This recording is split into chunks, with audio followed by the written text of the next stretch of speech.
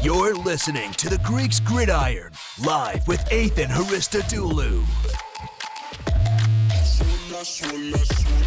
Hello everyone and welcome back to another Power Rankings edition of the Greeks Gridiron. I am Athan Hristodulu and today we are discussing the NFC North division. This is a division that I think is in a little bit of turmoil because of one team, a lot of high expectations for some other teams, some really strong drafts, some really not so strong drafts. This is a division that I think over the next couple of years is going to be flipped on its head, and maybe sooner rather than later as well. I'm really excited to go through this one here. I'm very curious to see what you guys think. Remember, if you enjoy the content here at the Greeks Gridiron, make sure you like, comment, share, subscribe, all that good stuff. We just surpassed 100 subscribers a week ago, and we're just working our way on up from there. So, without further ado, we will jump right into the thick of things here. So, if you have not watched a Power Rankings edition of the Greeks Gridiron, essentially what we do is to my left, you guys will get a graphic here in a second, where I go from worst to first for the teams.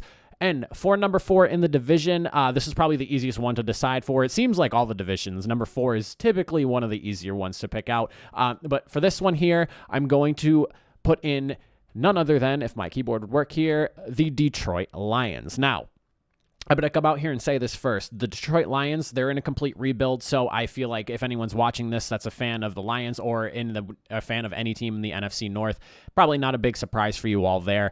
But this is a team that is definitely trending in the right direction. Now, I remember when Dan Campbell got hired as the head coach, a little bit of flack. Some people loved it. Some people hate it. A lot of people look at him as he's like a player's type of coach. He had raving reviews when he was over in New Orleans, but I think overall, this is kind of like, a change of pace, like how the NFL a few years ago went into like a really young coaching hiring like thing where they were, everyone that knew Sean McVay was getting a job. So I like the hiring of Dan Campbell. It spices things up. It's a nice change for a team that feels like it's just been in a constant battle of, there's some really good players on the team, but they just cannot make anything past a 10-6 record or whatever we got to have now with the 17-game season. So, as far as like the team itself goes, there is a lot of things to like going forward. I pick Penei Sewell slipping to them at number 7 as the best pick in the draft. I cannot believe he was able to slip that far to the Lions. You could see it in the Lions draft room when they were able to make that selection. I mean,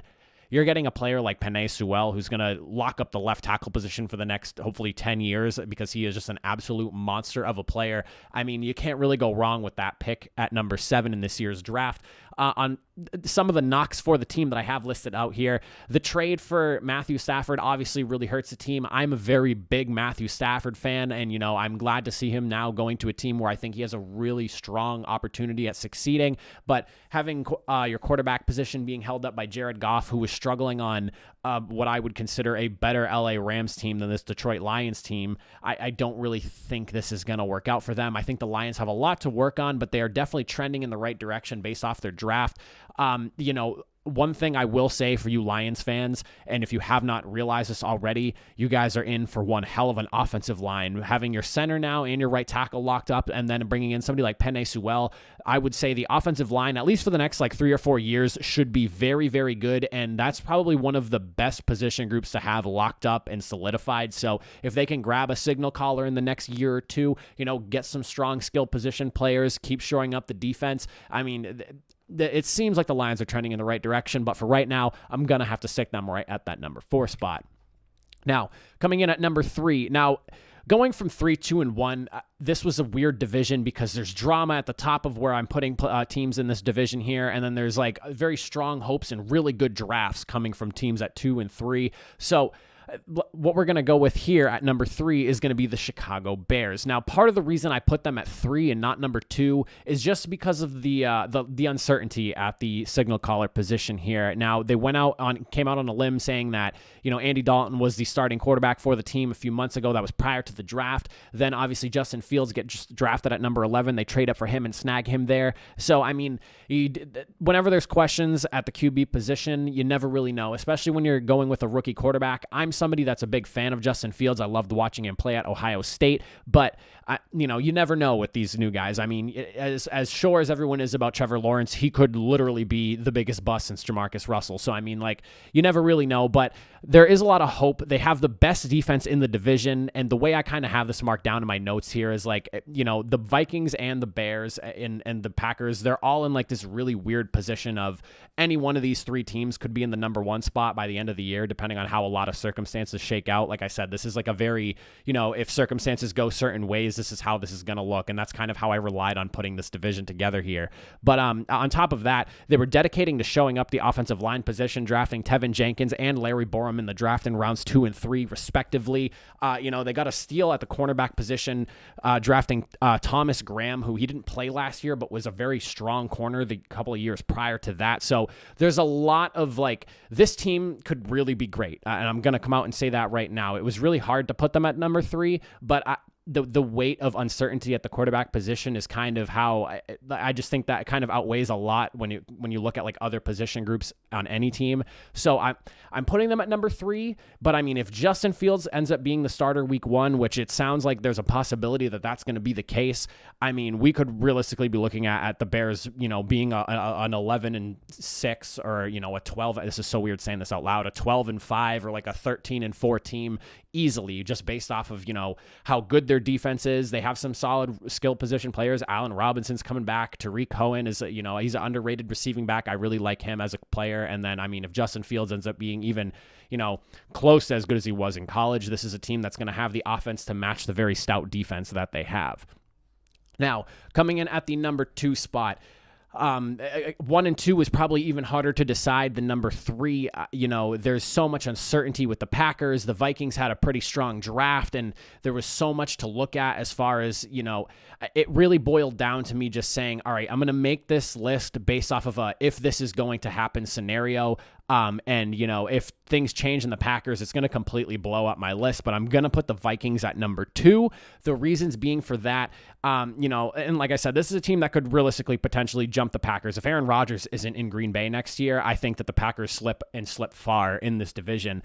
But I mean, when you look at what they had in the draft, left tackle spots now shored up with Christian Darrisaw. Chaz Surratt at linebacker is a very solid pick later in the draft. And a lot of people are really high on wide receiver Smith Marset, who he's playing behind Justin Jefferson and Adam Thielen. If he ends up locking up that third position spot and he's really good, which he could be a really good deep threat for the team, I mean, you're looking at a three-headed receiving monster over in Minnesota. Kirk Cousins is a very solid quarterback at the position. And then you obviously have their star running back in Dalvin Cook. I mean, the offense will be cooking, and the defense hopefully gets shored up. The real big question mark for this team is defense allowing near 400 yards. I didn't even know that, but near 400 yards a game. They also lost, safety Anthony Wilson or Anthony Harris. I'm like confusing the names as I'm reading them here. Anthony Harris and Eric Wilson. There's also some other players as well. They did bring in some strong replacements though. You got Xavier Woods coming from Dallas, and then will Chaz Surratt help shore up that linebacker position, make it even stronger. Anthony Barr's coming back. They were able to make a deal with him. Is Patrick Peterson and Sheldon Richardson a little bit on the older side veterans? Are they going to help improve this defense? So defense is really where that team's going to boil down to. I think the Vikings on paper for offense look to be a really strong team. The offensive line should be a little bit better. If some of these, later picks that they have, can, coexist with what they already have on that offense, I think the offense should just swell over in Minnesota and it only get better compared to how they were last year. So my reasons for Vikings realistically being at number 2, it boils down to Aaron Rodgers ultimately. If Aaron Rodgers isn't in Green Bay, I would not normally put Green Bay at number 1 here, but at the end of the day, when you have the MVP of the league at your quarterback position, and at this point, and I've gone out and said this a handful of times in a number of videos, I'm surprised Rodgers is still in Green Bay. At this point, I would have expected him to be gone. That June 1st date that everyone was talking about, almost 3.5 weeks ago, I really thought he probably would have been traded in the first week or two, but it sounds like Green Bay is really trying to get things sorted out with Aaron Rodgers. But I'm seeing reports that there's also the possibility that him going to the Broncos is still on the table. That's where I have him pegged to go. If he gets moved, it makes the most sense for him to go to Denver. But I mean, The draft grade was not great for this team. A lot of people have them around the C. I also did not give them a very strong grade. I think I gave them a C+. It was a little bit of a while ago when I actually did the grade, but I think I gave them a C+. So interesting things with that.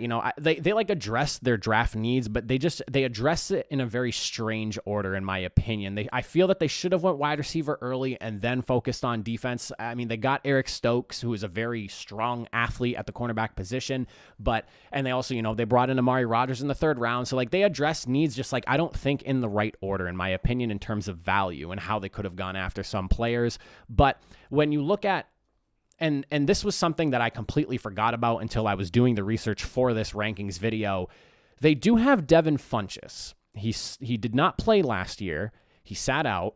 If Devon Funches, who had a very, I'd say a good, solid start to his career over in Carolina, ends up becoming a strong wide receiver, having somebody like Aaron Rodgers throw him the football, you are looking at an offense that could actually significantly improve. And, the biggest thing is it's Devontae Adams and then everybody else as far as receiving goes. Robert Tonyan obviously exploded out last year with 11 touchdowns, a very strong pairing there. But is Robert Tonyan really as good as advertised? Is he actually, is he that good of a player, or is it because he has Aaron Rodgers throwing him the football? There's a lot of question marks as far as that goes. So you don't really know just how good the players are behind Devontae Adams catching the football. Obviously, you have Aaron Jones, a fantastic running back there. But if Devon Funches can take off, if Amari Rodgers can, succeed having Aaron Rodgers throwing him the football, there's a strong possibility that they actually have these positions that everyone's been, pounding the table for them to go after in the draft, end up making this receiving group a lot better. So big things to watch here is going to be Devon Funches and Amari Rodgers. How quickly is Amari Rodgers going to adjust to the NFL? Is Devon Funches going to blossom having Aaron Rodgers throw him the football?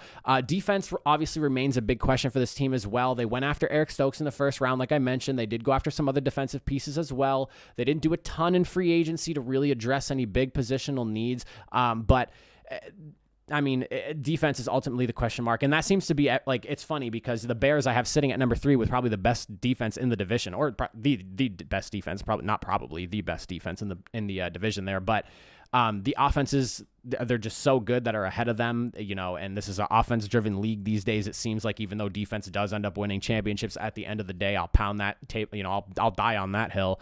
But between that and then another significant loss that I have for the team that also, again, if Rodgers is not going to be there next year, this is also something to really look at. They did go after Josh Myers in the draft, but Corey Linsley being gone from that offensive line, I think, is really going to hurt. A relationship between a quarterback and a center is huge, and when you have a center that's as good as Corey Linsley leave the team, a lot of question marks for that. So a lot to look at, and the NFC North it's really a mess in terms of trying to rank these teams, because the big what if with Aaron Rodgers kind of makes this whole list a little bit screwy, but that's the best I could organize them is Lions at 4.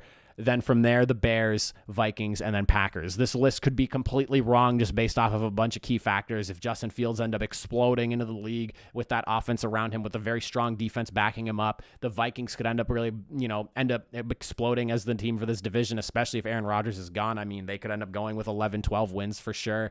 So a lot to look at for this division. I would love to know what you all think that are fans of this NFC North, whether it's, the Bears, the Lions. I'd love to hear what your guys' arguments, things like that. Let me know in the comments section down below. But that is my rankings for the NFC North. I appreciate you all for hanging out with me and watching this video. Again, like, comment, share, subscribe, and all the good stuff. We are on our way to 200 subs. Let's get ourselves there. So without further ado, I am Athan Hristodulu. Thank you for watching and have a good rest of your day, everybody.